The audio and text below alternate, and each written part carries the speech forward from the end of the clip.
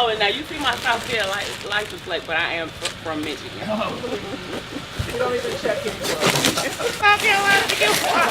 That's a long way to get some water. In the very beginning, we started out giving 3 cases of water. 1 case of water is not enough water for a family.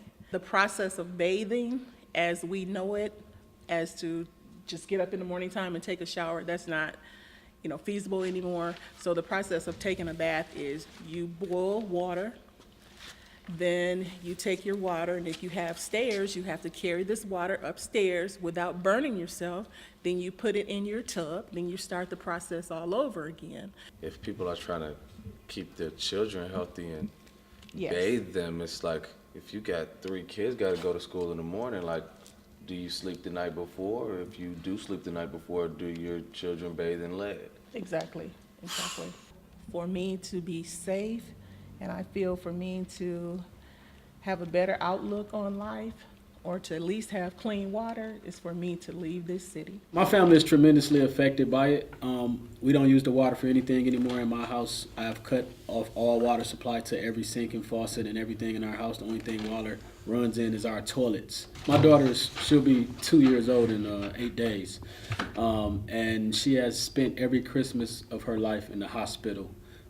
This past Christmas, we was there for 8 days in intensive care, hooked up to all type of machines and IVs and oxygen machines, giving breathing treatments for things that's related to the water. And it's a shame that when I tell my daughter it's time to take a bath, she goes to get bottled waters and goes to the tote. This is the highest concentrated air. It way exceeds federal guidelines, even for the filters. So they gave us filters, and they told us we were okay. Then they told us, no, filters don't work in this area. The things that they were giving us to tell us it's okay to use weren't okay. Like so we were still the water. Like right. boiling the water. That was one of the things that they said was okay, and then they recanted their statement saying that it don't matter what you do. Michigan is surrounded by the most cleanest water there is in America. So you telling me 2 hours from Port Huron, where one of the cleanest bodies of water is in America, 2 hours away, we're getting poisoned with lead? They told them not to change over, and they still did it anyway. The Flint rivers always smell. You can't even eat fish out of there. So why would you switch that over for us to drink? The missing criminal in this is General Motors, who left this land toxic and wasteland. And if you really notice, they're not being mentioned in this scenario. Nobody. General Motors, who has the finance and ability to clean this up. About 2 years ago, General Motors have a plant here. They refused to use the water because they said the water was corroding their motors, but it never changed how they were dealing with the residents. Somebody told me, and it was a white person, said lead has been killing us a long time, whether it was in the water, in the paint, or in the bullets. Well, yeah, one of the most heartbreaking things about all of this is, you know what I'm saying, this is really where I'm from. It used to be a playground right over there where you see all those dandelions that's gone. That Civic Park School, the whole school, like, you know, all the kids from in my neighborhood used to go to that school right there, and now that's closed down. You go up and down Dayton Ave, and you go all around the north side of Flint, all you see is boarded up schools and closed down schools. So it's like, you know, where are the kids going to school at? Are you know, what's happening? You know, do the kids not need education no more? When does that happen? Look at this environment, man. Nobody should have to live like this, especially when you're in one of the richest countries in the world. Like when you in the land of opportunity, you in the United States, and you waking up to see this. How can you tell a kid you can grow up and be anything you want to be when you grow up seeing this, and you grow up, you know, around all of this? We knew something was wrong with the water before they even mentioned there was some, you know, when they were basically saying, oh, the water's fine, no, it's not.